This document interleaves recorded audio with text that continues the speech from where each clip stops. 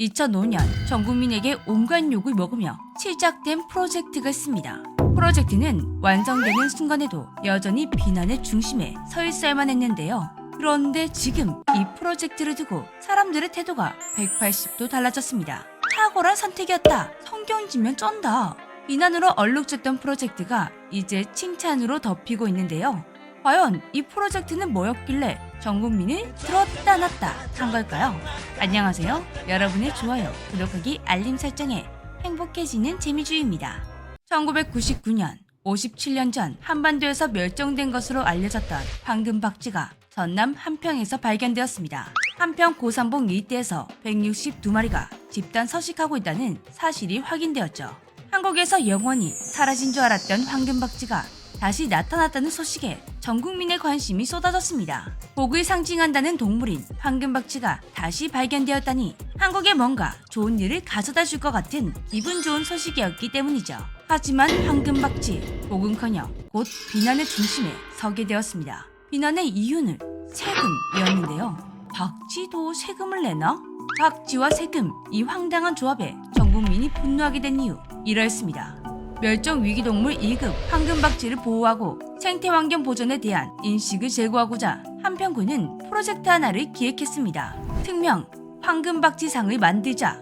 황금박쥐의 조형물을 만들기로 기획했는데 이게 비난의 원흉이 된 것이었습니다. 조형물을 둘러싼 논란 한두 번 있는 일이 아니죠. 춘천에 있는 조형물 프로포즈. 이건 프로포즈의 로맨틱함이 느껴지는 게 아니라 보기 흉가 나는 민원이 잇따랐었습니다. 세종청사의 흥겨운 우리 가라. 이 작품은 밤에 보면 오줌을 지릴 듯한 저승사자 같은 모습에 청사 직원들조차 민원을 넣을 정도였다고 합니다.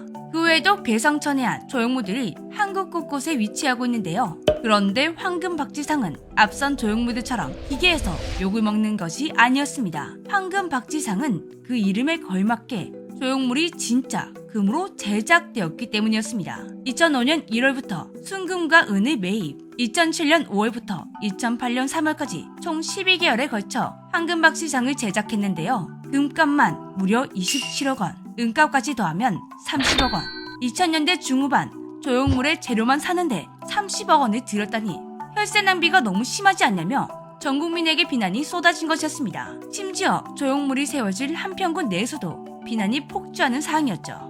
보통 이런 조형물을 만들 땐 도금 처리하는 게 보통인데 순수한 금과 은으로 만들겠다는 건 진짜 광기였습니다. 그래도 비싼 만큼 완성된 조형물은 때가부터가 다른 조형물들과 달랐습니다.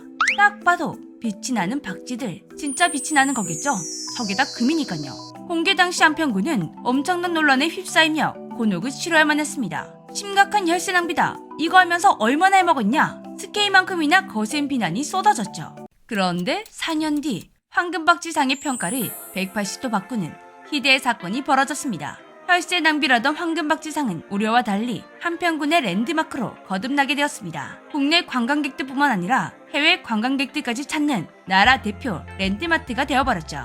하지만 황금박쥐에 대한 평가를 바꾼 건 랜드마크 때문이 아니었습니다.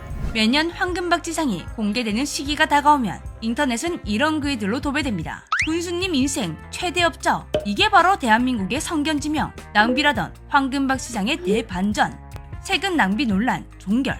어라? 욕은 쏙 오로지 칭찬만으로 도배되는데요. 전 국민이 태세 전환하게 된 이유는 황금박쥐상 앞에 세워진 안내문만 봐도 단박에 이해할 수 있습니다. 황금박쥐 조형물은 순금 162kg, 은 282kg으로 홍익대학교 미술대학에서 제작하였음. 2005년 1월 순금 매입 당시 시세는 한돈에 63,000원, 총 27억 원을 매입하였으며 2009년 10월 금값 시세는 한돈에 16만 5천원. 현재 황금박쥐상 조형물 가격은 예술적 가치를 제외하고 금값만 71억 4천만 원에 달하고 있음.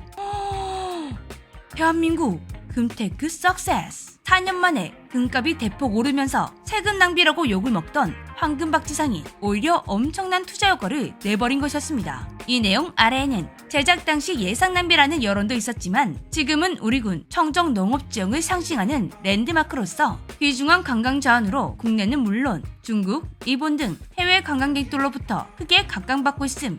당시 얼마나 몰매를 맞았으면 이런 내용까지 상세히 적어두었을까 싶은데요. 중요한 사실은 지금도 금값이 계속 오르는 중이라는 겁니다. 최근 올라온 기사들을 보니 이제 황금박쥐상의 가격은 137억.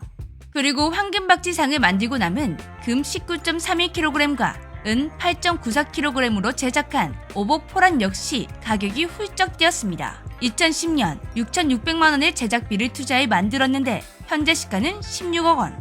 역시 황금박쥐는 복을 부르는 상징이 맞았나 봅니다. 황금박쥐상의 가치가 이만큼이나 올랐고 지금도 계속 오르는 중이다 라는 건 너무나 좋은 소식이지만 그만큼 부작용도 있었습니다. 황금박쥐를 노리는 악의 무리가 나타났기 때문이죠. 2019년 황금박쥐상을 훔치려던 3명의 도둑이 잡히는 사건이 발생했습니다. 그런데 이 사건을 접한 사람들은 도둑들의 허술함에 빵 터지고 말았습니다. 도둑들이 값만 컸지 절도 계획은 너무나 초라했기 때문이죠. 범행이 시도된 오전 1시 35분 황금박쥐상이 전시되어 있는 한평군 황금박쥐 생태 전시관에 침입을 시도한 도둑들. 셔터 잠못의 절단까지는 무난했지만 셔터를 들어올리는 순간 그들의 계획은 끝나버렸습니다. 곧바로 경보장치가 울렸고 도둑들은 챙겨온 연장까지 내팽개치고 도망쳤지만 범인 2명은 바로 검거, 남은 1명도 2달 만에 검거되었습니다. 이들은 온라인에서 오로지 황금박쥐상을 훔치기 위해 모인 도둑 모임이었는데요.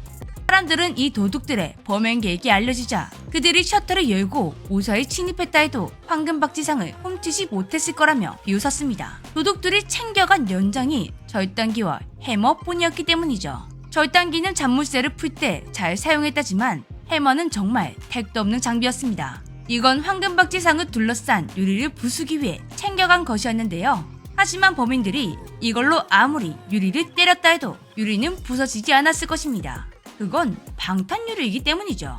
이 도둑들은 황금박쥐상을 둘러싸고 있는 유리가 방탄유리인지도 몰랐던 노답 삼형제였습니다. 그리고 이 도둑들의 마지막 웃음 포인트, 고작 3명이서 어떻게 옮기려고 한 걸까? 황금박쥐상은 박쥐상 무게만 해도 금은 무게 합쳐서 300kg가 넘고 주병 조형물까지 합하면 570kg인데 고작 3명이서 저걸 어떻게 옮기려 한 것일까요? 생각하면 생각할수록 황당한 도둑들이었습니다. 에피소드마저 역대급인 황금박쥐상. 현재 황금박쥐상과 오복포라는 황금박쥐 생태관에서 전시 중입니다. 하지만 안타깝게도 아무 때나 이 황금박쥐상을 볼 수가 없다고 하는데요. 원래 제작 이후 상시 개방되었었지만 이제는 1년에 딱 한 번 5월 한평 나비축제 때만 공개되고 있습니다. 오늘 이 영상을 보신 분들은 바로 보러 가실 수가 있습니다. 지금 나비축제 기간이기 때문이죠. 4월 28일부터 5월 7일까지만 볼 수가 있습니다. 지금 보지 못하면 또 1년을 기다려야 하는데요. 황금박쥐상은 꼭 한번 볼만한 가치가 있는 작품 같습니다. 세계적으로 보았을 때 황금 유물은 몇백 년이 지나도 그 가치가 떨어지지 않죠. 황금 유물만 모아서 전시회가 열리기도 합니다. 이런 점을 보았을 때 지금 황금박쥐상이 한국의 랜드마크에 불과하지만 몇백 년 뒤에는 세계적인 황금 유물 중 하나로 자리 잡지 않을까요? 그렇게 되기를 기대해보겠습니다. 지금까지 재미주였습니다. 안녕.